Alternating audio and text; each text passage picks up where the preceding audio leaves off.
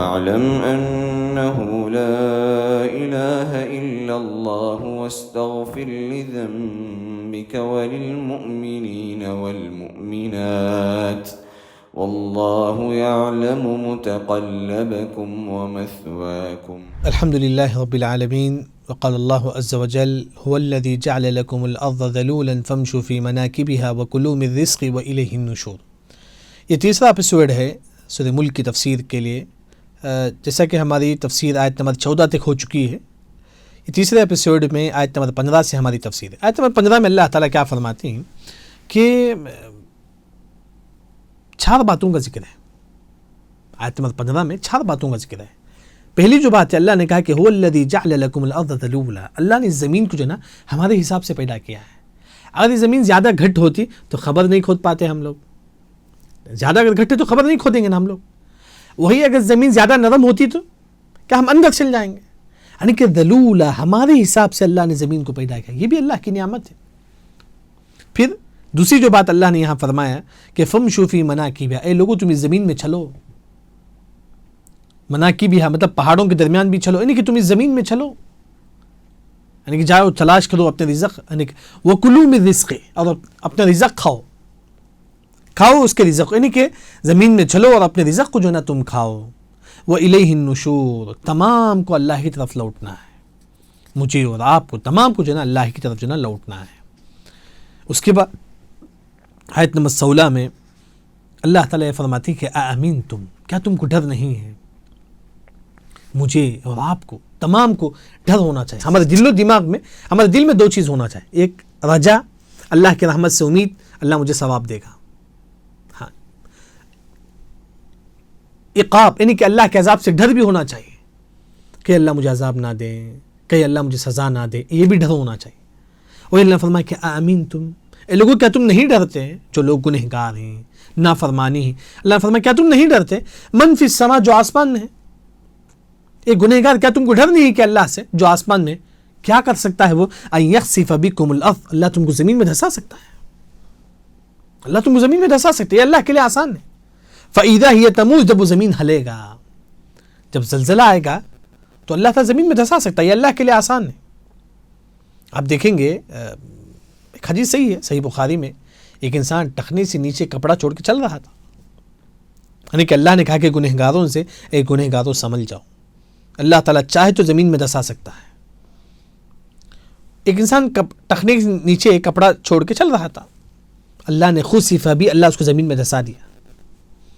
حدیث میں آتا ہے کہ فَهُوَ يَتَجَلْجَلُ إِلَى يَوْمِ الْقِيَامَةِ، قیامت تک وہ زمین میں دھستا رہے گا قیامت تک.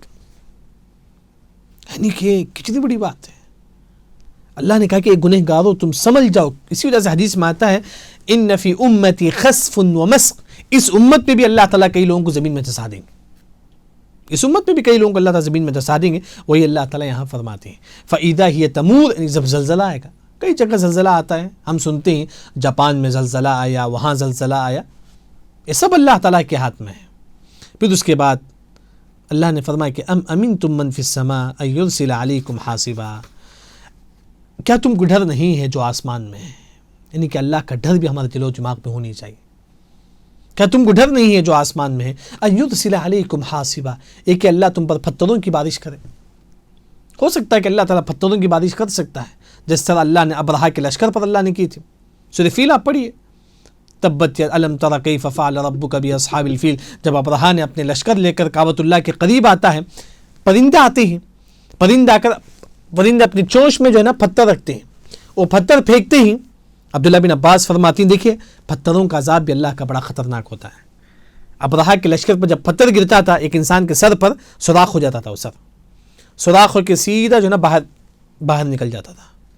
جس طرح کوئی چیز پگھل کے جو ہے نا باہر نکل جاتی ہے، اس طرح پتھر جب سر میں پڑتا ہے، پتھر جو ہے نا سیدھا اندر چل جاتا ہے. پتھروں کا عذاب. جب ابرہا کے لشکر پر جب پتھروں کی بارش ہوئی تو اس کے پورے جسم، یعنی کہ جب پتھر ان کے جسم میں گرتا تھا تو وہ لوگ کھجاتے تھے. کھجانے کی وجہ سے ان کا گوشت ان کے ہاتھ میں آ جاتا تھا. وہی اللہ نے کہا کہ گنہگاروں سنبھل جاؤ. اللہ تعالیٰ چاہے تو پتھروں کی بارش بھی اللہ تعالیٰ کر سکتا ہے. دعا کرے کہ اللہ تعالیٰ ہم تمام کی حفاظت کرے. فَسَتَعْلَمُونَ كَيْفَ نَذِيرٌ، کیا تم کو معلوم نہیں کہ اللہ کیسا ڈراتا ہے، کیسا کیسا اللہ تعالیٰ دھمکاتا ہے، ڈراتا ہے. کیوں؟ تاکہ تم توحید پرست ہو جاؤ. بس یہی اللہ تعالیٰ چاہتی کہ تم توحید پرست ہو جاؤ، گناہوں کو چھوڑ دو. پھر اس کے بعد اللہ نے کہا کہ وَلَقَدْ كَذَّبَ الَّذِينَ مِن قَبْلِهِمْ فَكَيْفَ كَانَ نَكِيرٌ. جن لوگوں نے جھٹلایا اس سے پہلے، قوم نوح نے، قوم سمود نے، قوم عاد نے، اللہ نے ان کو کیسے ہلاک کر دیا. فَكَيْفَ كَانَ نَكِيرٌ. کیسا اللہ نے ان کو ہلاک کر دیا. قوم لوط کے بستی کو اللہ نے الٹا کر دیا، قوم نوح کو اللہ نے پانی کے ذریعے سے ہلاک کر دیا. وہی اللہ نے فرمایا جن لوگوں نے بھی جھٹلایا، شرک کیا، اللہ نے ان کو اسی دنیا میں ہلاک کر دیا. پھر اس کے بعد اللہ تعالیٰ کہتے ہیں کہ اولم یروا الی الطیر فوقہم صافات ویقبضن. اے لوگوں کیا تم نہیں دیکھتے آسمان کی طرف؟ پرندہ جو آسمان میں اڑتا ہے، صافات پر پہلاتا ہے، ویقبضن پر جو ہے نا فولڈ کرتا ہے. یہ سب کس نے اس کو آسمان میں ٹھہرایا پرندے کو؟ کبھی آپ نے سوچا؟ ما یمسکہن الا الرحمن. اللہ ہی نے جو نا اس پرندے کو آسمان میں ٹھہرایا ہے. یعنی کہ ایک جو چیز وزن چیز ہے، اگر آپ آسمان میں ڈالیں گے تو نیچے گر جائے گا، لیکن اللہ نے پرندے کو ویسا بنایا جیسا وہ آسمان میں اڑ سکتا ہے. اس کے باڈی پہ اللہ نے ویسا ہی بنایا ہے، ہلکے کے طور پر، تاکہ وہ ہوا میں اڑ سکے. یہ سب کس نے کیا؟ اللہ نے کیا. کبھی آپ نے سوچا ہے؟ کبھی آپ نے آسمان میں پرندے دیکھ کر یہ سوچا ہے کہ اللہ نے کیسا اس کو ٹھہرایا ہے؟ اسی طرح فلائٹ ہے، کس نے آسمان میں ٹھہرایا فلائٹ کو؟ اللہ نے. اللہ ہی جو نا آسمان میں فلائٹ میں ٹھہراتا ہے، اور پھر جو نا فلائٹ آسمان میں اڑتا ہے. سب کچھ اللہ کے ہاتھ میں.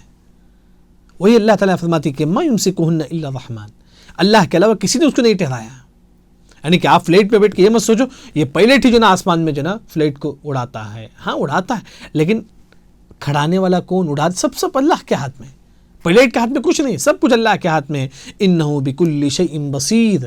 اللہ ہر چیز اللہ تعالیٰ دیکھتے ہیں. پھر اس کے بعد آیت نمبر 20 میں اللہ تعالیٰ فرماتی امن ھذا الذی هو جند لکم ینصرکم من دون الرحمن. تمہاری مدد کون کر سکتا ہے اللہ کے علاوہ؟ آج لوگ کیا سوچتے ہیں؟ کافر ہمارے پاس جو ملٹری ہے وہ ہماری مدد کرے گا. کافر یہی سوچتا ہے ہمارے پاس جو لشکر ہے وہ ہماری مدد کرے گا. کافر کیا سوچتا ہے؟ میرے پاس جتنے باڈی گارڈ ہیں، جب اللہ کا عذاب بھی آئے گا تو یہ باڈی گارڈ میری حفاظت کریں گے، یہ ملٹری میری حفاظت کریں گے. نہیں، ان الکافرون الا فی غرور. کافر جو نا دھوکے میں ہیں. اللہ کے عذاب سے کوئی آپ کو بچا نہیں سکتا. چاہے آپ کے پاس باڈی گارڈ ہو، چاہے آپ کے پاس ملٹری ہو، چاہے آپ کے پاس بڑے بڑے لشکر ہو، لیکن اللہ کے عذاب سے آپ کو کوئی نہیں بچا سکتا. اس وجہ سے ہمارا عقیدہ یہ ہونا چاہیے ہم کو بچانے والا کون ہے؟ صرف اور صرف جو نا اللہ ذوالجلال ہے. اس کے بعد اللہ تعالیٰ فرماتی ہیں کہ آیت نمبر 21 میں امن ھذا الذی یرزقکم ان امسک رزقا. آپ کماتے ہیں، آپ کو رزق جو ملتا ہے، اگر اللہ اس رزق کو چھین لے کون آپ کو رزق دے گا؟ اللہ نے فرمایا کہ اگر آپ کا رزق اللہ تعالیٰ چھین لے کون آپ کو رزق دے گا؟ امن ھذا الذی یرزقکم ان امسک رزقا. اگر اللہ تعالیٰ آپ کی جاب کو چھین لے کون آپ کو رزق دے سکتا ہے؟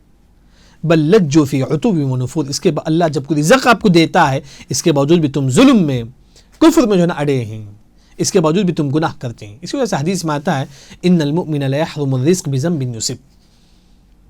اگر آپ گناہ کریں گے اللہ آپ کو رزق سے محروم کر دے گا. یعنی کہ یہاں اللہ تعالیٰ فرماتی ہے کہ جو نا لوگوں تم گناہ نہ کرو. اگر آپ گناہ کریں گے اللہ آپ کو رزق میں جو نا اللہ تعالیٰ کمی کر دیں گے. یہاں تک الحمدللہ ہماری تفسیر ہوئی سورہ ملک کی آیت نمبر 21 تک. اللہ سے دعا ہے کہ اللہ تعالیٰ ہم تمام کو صحیح دین سمجھ کر عمل کرنے کی توفیق عطا فرما. السلام علیکم ورحمۃ اللہ وبرکاتہ.